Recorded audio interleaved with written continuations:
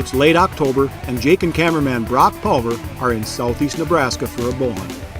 Shortly after their arrival, Jake gets a quick rundown on the property he'll be hunting from local hunter Taryn Bauer. Judging by the amount of fresh rubs and scrapes in this area, the rut is just kicking into gear. It's time to do some scouting and find a stand site for tomorrow morning.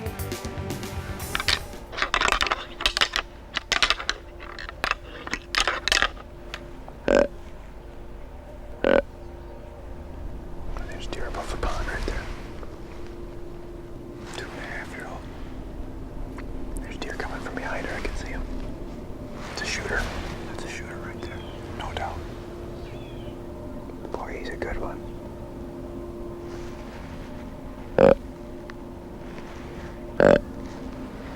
There we go. There, let that simmer with you for a little while. He's got a tank body on him, man. He's gonna follow that doe wherever she goes.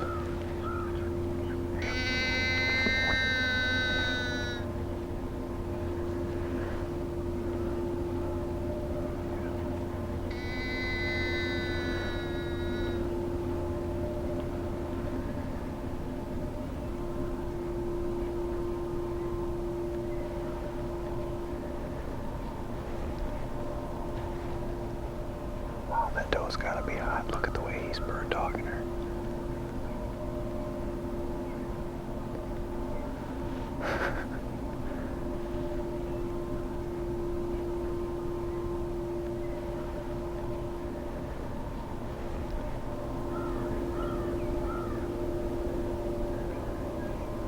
Oh, come this way, come this way, come this way, come this way.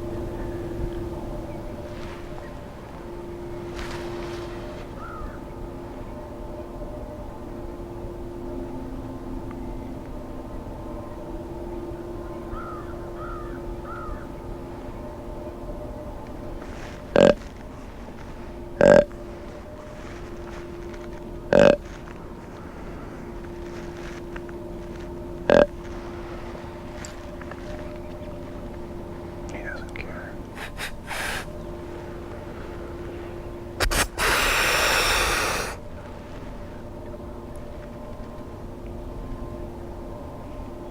Are you kidding me?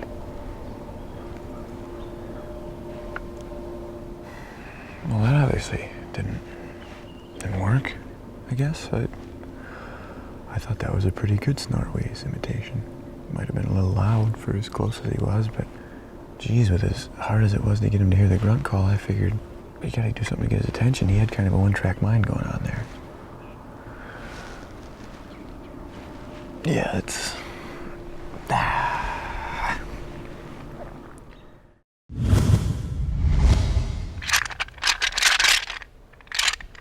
Now let me quickly explain what's happening here.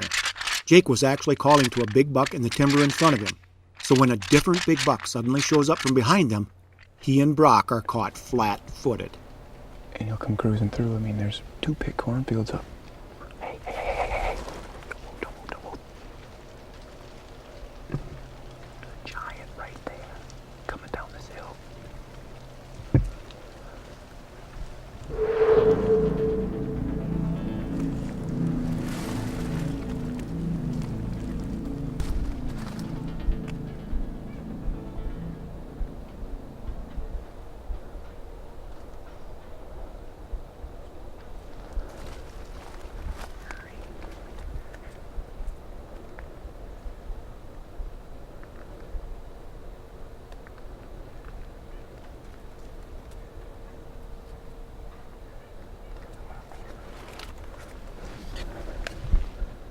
Jake finally manages to get an arrow knocked, but as he attempts to come to full draw, the big whitetail turns and stares him down.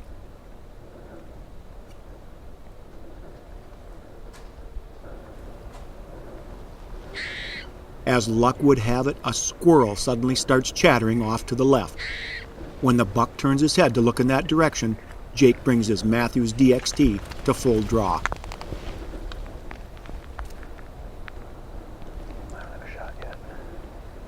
But then Jake is faced with yet another problem. That big slanting tree limb is perfectly blocking the buck's vitals. The big whitetail needs to take one step, and he'll be in the clear.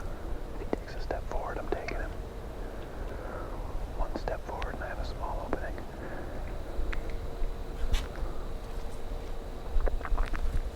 Back.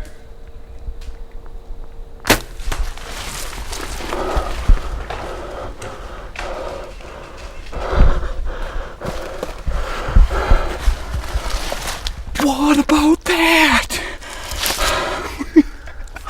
That's insane.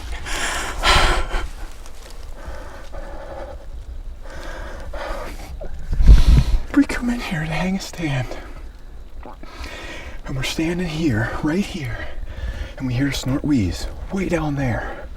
So I run back to the truck and grab the camera, grab my bow, and we come and we sit here and we did some calling at that buck, that was over there, the shooter. We're standing here, we're about ready to go get the truck and get the stuff to come down and hang the stand. I can't talk because I'm shaking. We go to walk out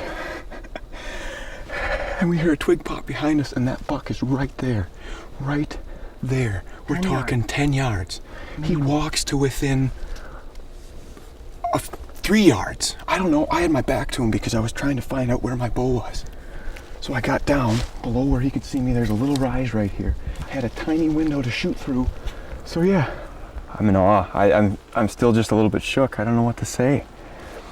I mean, we were there to hang a stand and it just, that's the way it happened. Our natural hunting instincts took over and we slayed one from the ground. It's just amazing. I've never done that before. I've never been caught off guard that much before, but still on guard because we had everything we needed right there. Hunting here in Nebraska, I got to give a shout out, good friend Taryn Bauer and Corey Weedle. You guys, I owe you both big. This is amazing. I'm lost. Pardon me, I can't get words right now. You're watching In Pursuit Television. I know those words.